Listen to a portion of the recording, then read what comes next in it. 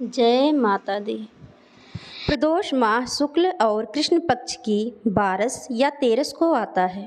प्रदोष का व्रत और उपवास भगवान सदाशिव को खुश करने के लिए किया जाता है। धर्मगुप्त के ऐसा कहा जाता है कि प्रदोष काल में स्नान के पश्चात स्कंद पुराण के अनुसार क्योंकि शिव कर्म में सदैव मौन होकर ही पूर्णता प्राप्त की जाती है। शिव पूजन के बाद भगवान सदाशिव कथा को पंचामृतों से संध्या के समय अभिषेक किया जाता है। उसे 100 जन्मों तक कभी दरिद्रता नहीं होती है।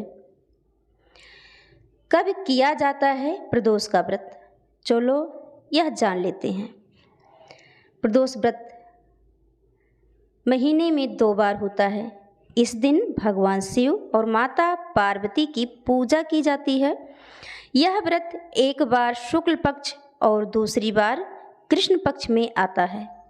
इस व्रत में भगवान शिव की पूजा करने से सभी पापों का नाश होता है।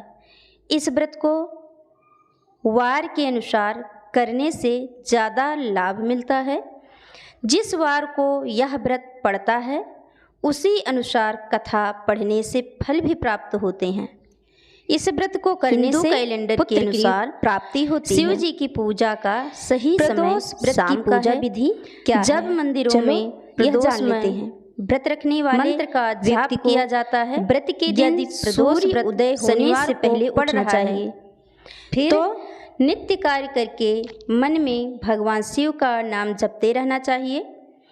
यूँ तो व्रत में किसी भी प्रकार का अन्न खाना वर्जित होता है, लेकिन भगवान भोलेनाथ की पूजा में जिन स्त्री या पुरुष को शारीरिक तौर पर किसी भी प्रकार की कमजोरी हो, वो शाम को पूजा करने के बाद बिना नमक के एक अन्न खा सकते हैं।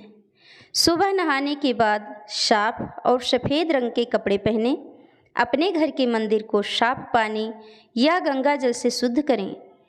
फिर उत्तर पूर्व दिशा की ओर मुख करके बैठें और शिव जी की पूजा करें। पूजा में ओम नमः शिवाय का जाप करें। सायंकाल प्रदोष के समय लगभग 4-5 के बीच भगवान शंकर की पूजा अर्चना प्रदोष व्रत कथा करके शिव चालीसा का पाठ करना है।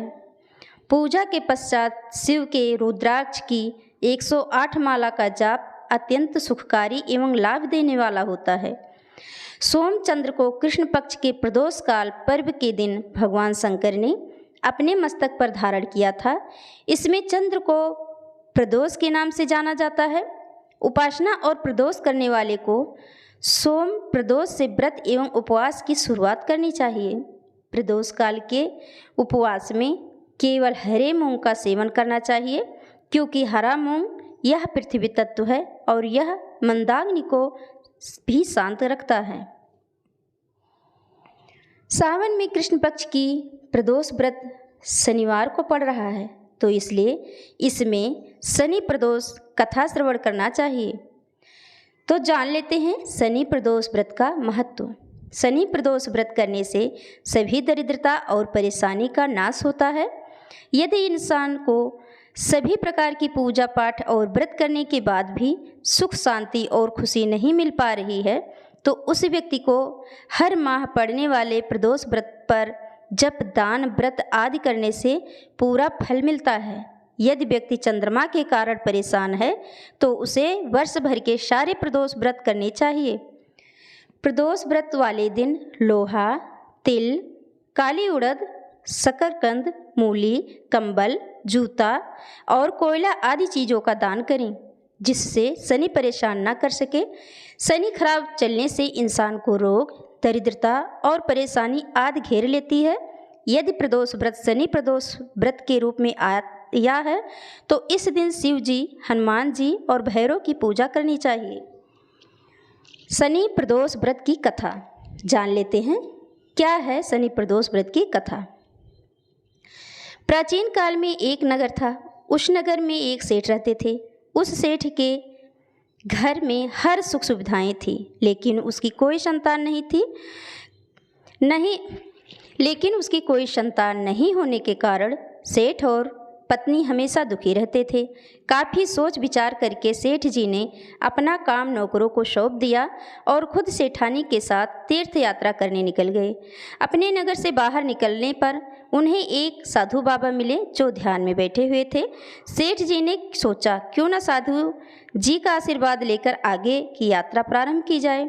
सेठ और सेठानी साधु के निकट जाकर बैठ गए। साधु ने जब आंखें खोली तो उन्हें पता चला कि सेठ और सेठानी काफ़ी समय से उनके आशीर्वाद की प्रतीक्षा में बैठे हैं। साधु ने सेठ और सेठानी से कहा कि मैं तुम्हारा दुख जानता हूँ, अब से तुम शनि प्रदोष व्रत करो, इससे तुम्हें संतान का सुख प्राप्त होगा। साधु ने सेठ सेठानी को प्रदोष व्रत की विधि भी बताई और शिव जी की पूजा करने को कहा। दोनों साधु से आशीर्वाद लेकर तीर्थ यात्रा के लिए चल पड़े। वहाँ से लौटने के बाद सेठ और सेठानी ने शनि प्रदोष व्रत किया, जिसके प्रभाव से उनके घर में एक सुंदर पुत्र पैदा हुआ और खुशियों से उनका घर भर गया। जय भोलेनाथ।